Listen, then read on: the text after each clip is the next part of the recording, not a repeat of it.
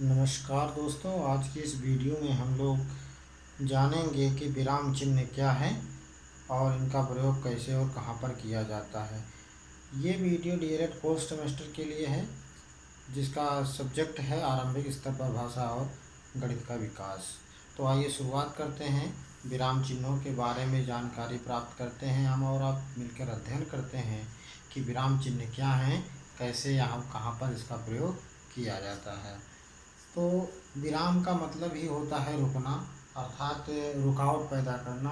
तो इन चिन्हों का जो मतलब होता है किसी भी भाषा के लिखित रूप में रुकने के लिए या रुकावट पैदा करने के लिए, अथवा विराम के कुछ संकेत चिन्हों का वहाँ मतलब प्रयोग करना, जिससे जो लिखित रूप है भाषा का वहाँ पर उसके जो सार्थकता है भाषा की या उस कथन की जो स्पष्टता है या कथन का जो प्रभावपूर्ण उसका प्रभाव पड़ना है, उसके लिए यहाँ पर विराम चिन्हों का प्रयोग करना नितांत आवश्यक होता है।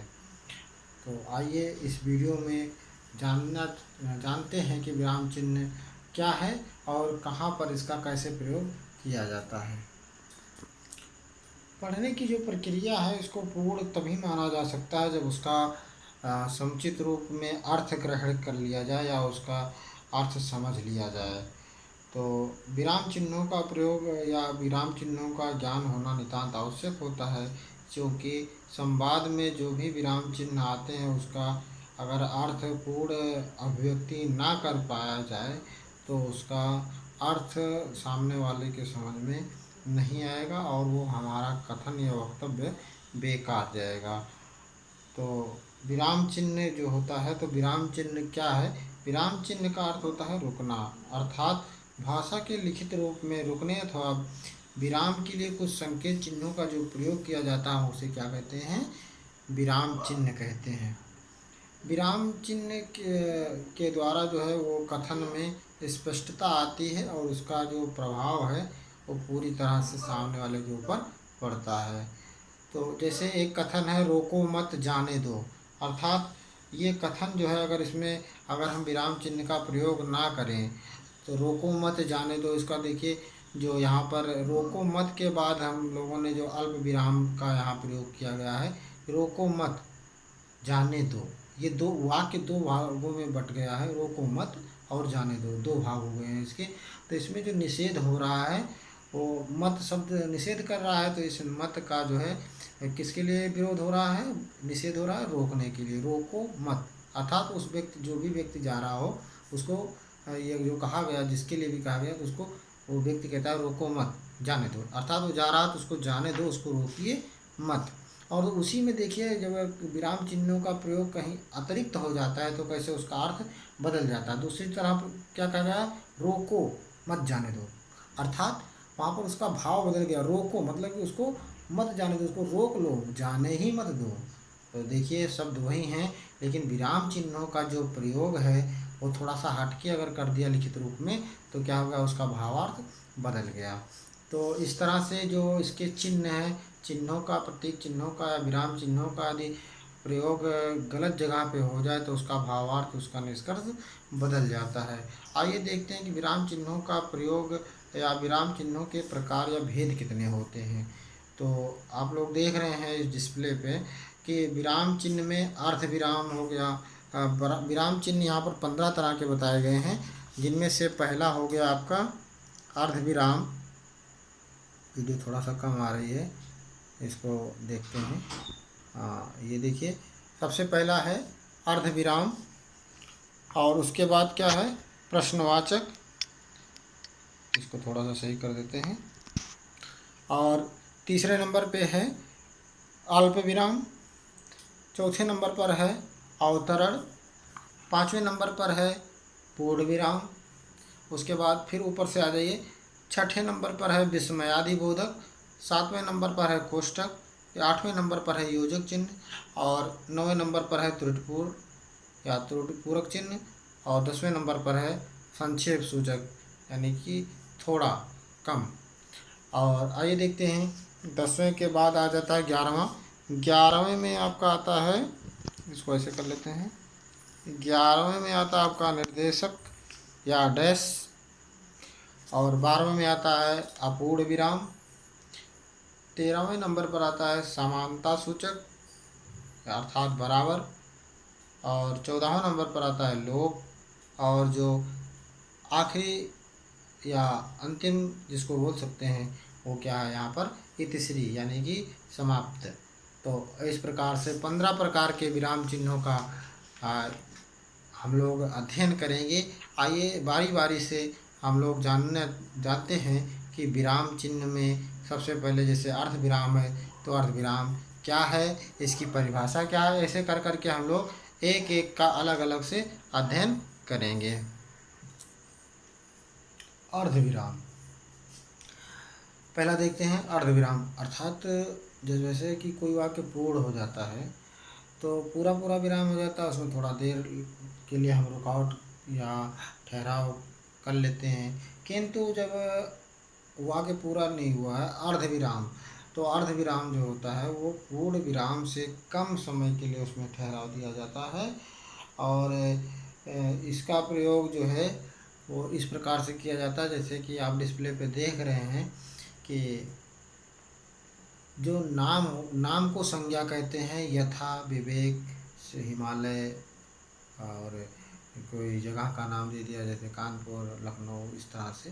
तो उसको उसके पहले कहते हैं कोई वाक्य कहा गया और उसको आधा है अर्ध विराम, आधा विराम है, वो पूरी वाक्य हुई नहीं है, तो उसमें क्या कहते हैं अर्ध विराम का प्रयोग किया जाता है।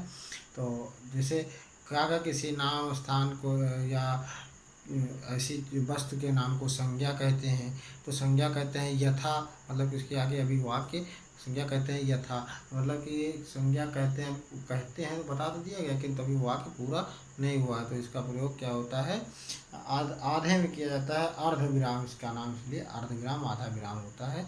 इसका आप देख रहे हैं डिस्प्ले पे, ये ऊपर बिंदु और नीचे कॉमा होता है। इसको इंग्लिश में सेमी कॉलन की तरह भी सेमी कॉलन कहते हैं। तो इस तरह से जो अर्ध विराम है उसका प्रयोग जो है पूर्ण विराम से कम समय के लिए ठहराव जब दिया जाता है तो क्या होता है अर्ध विराम होता है। अब जैसे राजनीतिक स्वतंत्रता का उद्घोष लोकमान्य तिलक ने किया, और उसके बाद अभी देखिए एक तो ये वाक्य पूरा होगा किंतु उसी वाक्य के साथ दूसरा वाक्य जुड़ा हुआ है कि उन्होंने ही स्वतंत्रता हमारा जन्म सिद्ध अधिकार है का नारा दिया। अब देखिए जब उन्होंने ही स्वतंत्रता हमारा जन्म सिद्ध अधिकार है, मतलब कि ये किसने कहा था स्वतंत्रता हमारा जन्म सिद्ध अधिकार है, लोकमान्य तिलक ने कहा था। तो अब दो वाक्यों के बीच में जो ये विराम है ये अर्ध विराम, यानी कि वाक्य तो कही गई लेकिन ये दो वाक्यों में भी क्या है कुछ विराम है, अर्ध विराम है ये, मतलब कि वो दोनों वाक्यों को जोड़कर एक वाक्य बनाया गया है जिसमें उस वाक्य को पूरा नहीं हो पाया। अगर अब वाक्य को हम अलग अलग कर दें तो वाक्य पूरा नहीं हो पा रहा है, इसलिए ये अर्ध विराम है।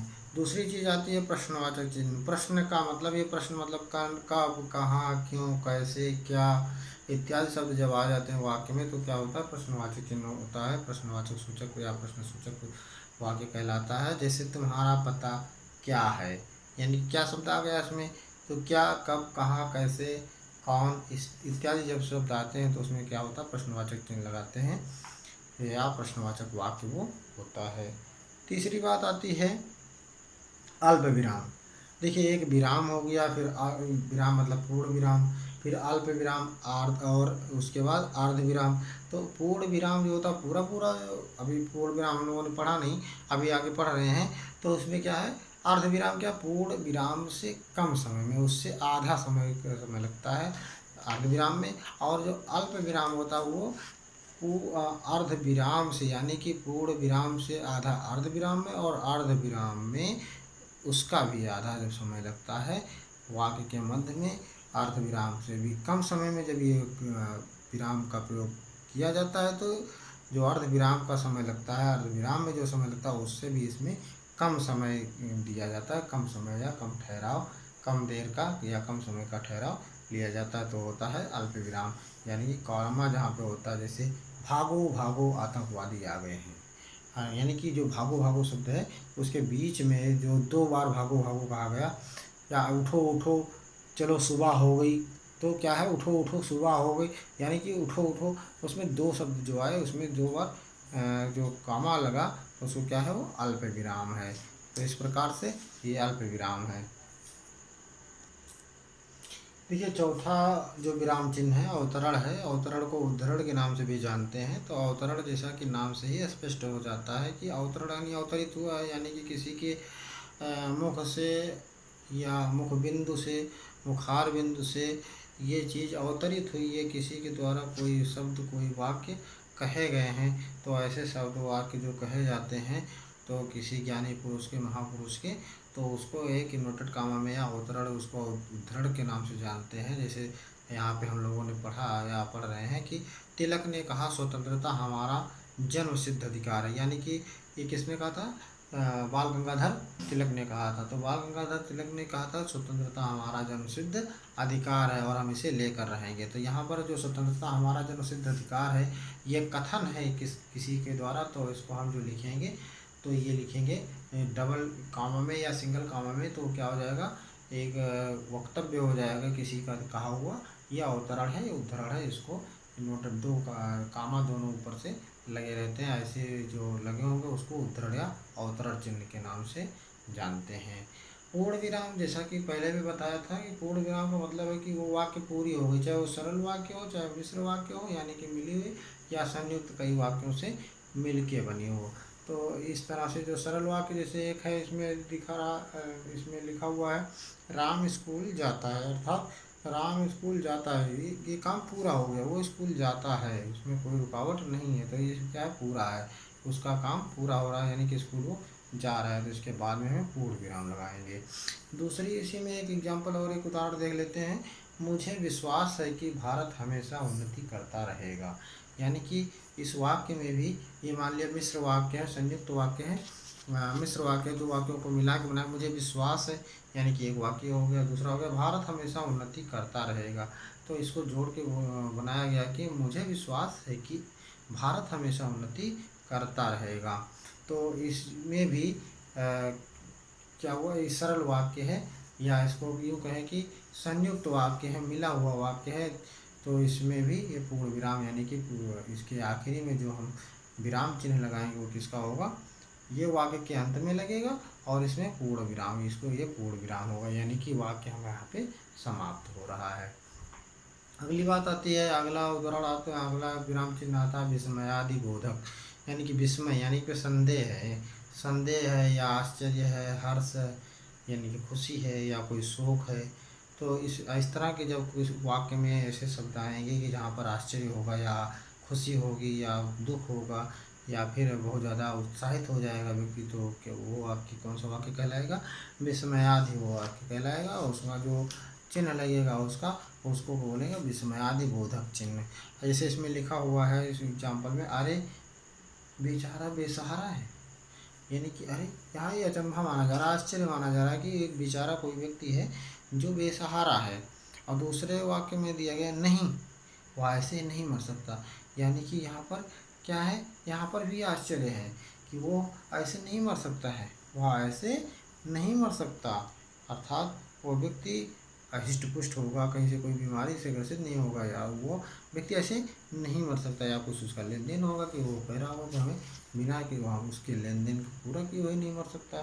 तो इस प्रकार के विस्मयादि में जैसे और हो जाएगा कि हाय बेचारा फेल हो गया, यानी कि हाय हाय बेचारा फेल हो गया, यानी कि वहाँ पे भी क्या है, विस्मय है, उसमें भी उसको कहीं न कहीं से संदेह है कि बेचारा फेल हो गया।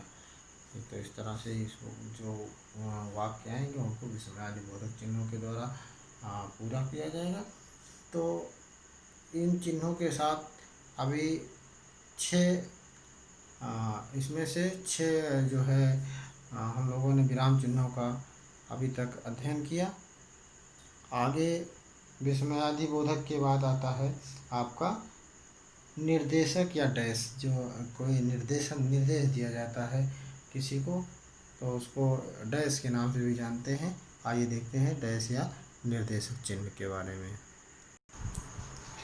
निर्देशक चिन्ह या डैश वो होते हैं जो जिनको निर्देश के तौर पे कहा जाता है। जैसे चंद्रशेखर आज़ाद का वक्तव्य था, या फिर यूँ कहें कि सुभाष चंद्र बोस ने बोला, तुम मुझे खून दो मैं तुम्हें आज़ादी दूंगा।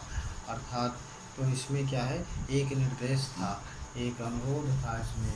इसमें क्या है, डैश है इसमें, ये इसको निर्देशक चिन्ह के नाम से जानेंगे। जैसे अगर कोई आप जैसे आ गया परीक्षा में, कोई किसी का भेद लिखना है, किसी के प्रकार लिखना है, जैसे मान लिया विराम चिन्हों के प्रकार लिखने को आएगा, तो इसमें लिखा हुआ है इसके भेद निम्नलिखित हैं, यानी कि है के बाद में इतनी लंबी सी जो सीधी लकीर खींची गई है, रेखा खींची गई है, ये क्या है, डैश है। इसी को क्या कहेंगे, ये है डैश या निर्देशक। आगे इसमें और भी चीज़ें हैं, यानी कि ये डैश सब डैश का निशान है या ये चिन्ह है। तो उसी में जैसे कि कोई अवतरण है, उसके बाद में जैसे कोई एक गोस्वामी तुलसीदास जी का एक दोहा दे दिया जाए, और उसके बाद नीचे लिख दिया जाए डैश दे के कि ये किसके द्वारा है, या जैसे कोई चौपाई दे दी जाए और नीचे उसका उस व्यक्ति जिसने उस चौपाई को लिखा उसका नाम दे दिया जाए। इस प्रकार से जो डैश या निर्देशक होता है, वो चिन्ह लंबी सी एक लकीर खींच दी जाती है। जैसे अभी आप पेपर देते हो, पेपर में लिख के आता है नोट सभी प्रश्न अनिवार्य हैं, तो नोट लिखने के बाद उसके आगे एक लकीर खींच जाती है, क्या है, वही उसको निर्देशक चिन्ह या डैश का चिन्ह कहते हैं, वो है डैश। आगे आते हैं, आगे होता यह है योजक चिन्ह या विभाजन क्या है।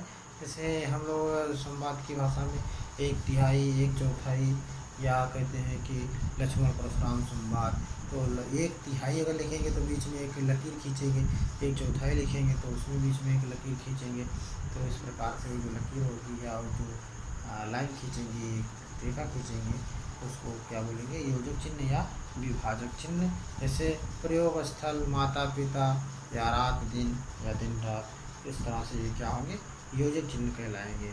अगली चीज़ आती है त्रुटिपूर्ण चिन्ह क्या है। तो त्रुटिपूरक चिन्ह क्या होता है, तो जैसे हम कोई वाक्य लिख रहे होते हैं, कोई एप्लीकेशन, कोई पत्र कहीं पर लिख रहे होते हैं, तो उसमें अगर कोई शब्द गलती से छूट जाता है, तो उसमें एक इसका त्रुटिपूरक चिन्ह बना के उसके ऊपर उस शब्द को छोटा सा लिख देते हैं, तो वो पढ़ने वाला व्यक्ति समझ जाता है कि भूल बस यहाँ पर ये शब्द नहीं लिखा गया है, ये इसको वहाँ पर जोड़ के पढ़ा दीजिए। जैसे इस वाक्य में आप देख रहे हैं, राम रावण लड़ाई हुई, और बीच में राम रावण के बाद में एक चिन्ह बना हुआ है, उसके ऊपर से लिखा हुआ है, यानी कि इसका जो कोई भी व्यक्ति बात करेगा, पढ़ेगा, तो क्या आएगा, राम रावण से लड़ाई हुई। अगला जो अगली चीज़ आती है संक्षेप सूचक।